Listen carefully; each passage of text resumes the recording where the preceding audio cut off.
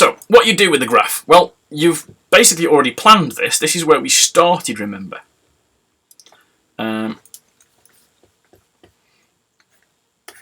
If you've plotted R against L, then you know that your gradient should be resistivity, which is rho, over area. So from your gradient, you're going to use your gradient value. So you're going to get your gradient, m. You are going to do, well, the resistivity equals m times area, and that's it. This is your answer. Woo! It's not over yet. I'm afraid there's a lot more calculation to come, but this is what you've been working towards. This is your aim. So, you know, take a breath at this point and go, yeah, I've got my resistivity. A few things to think about. Significant figures. Resistance came from voltage and current. What number of significant figures were they recorded to?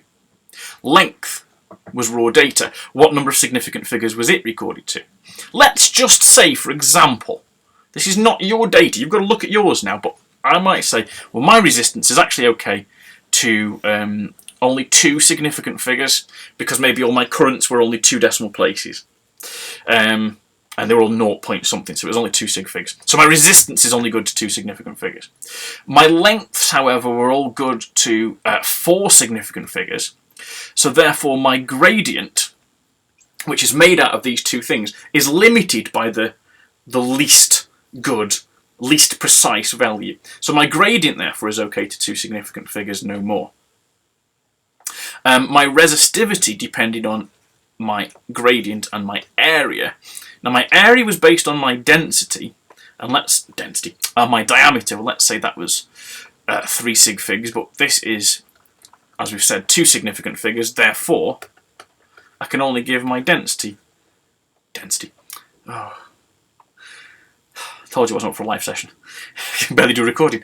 Resistivity is up to 2 significant figures.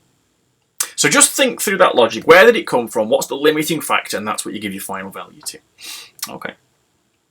And also, don't forget, it needs a unit. And you can follow the units through. So you can get what the unit of your gradient would be because you've done resistance divided by length. You can rearrange this equation as you have done to figure out, well, what's the unit of my gradient? Well, that would be your resistance over length times by the area. So just put the units into all of that and get your resistance for resistivity. And it should come out as what the expected unit is. You can just Google that and check. So make sure you then give the unit. It's not over. Okay, you've still got some work to do, because now you've got to go and take care of the errors. And that's the bit everybody hates because it takes a little while.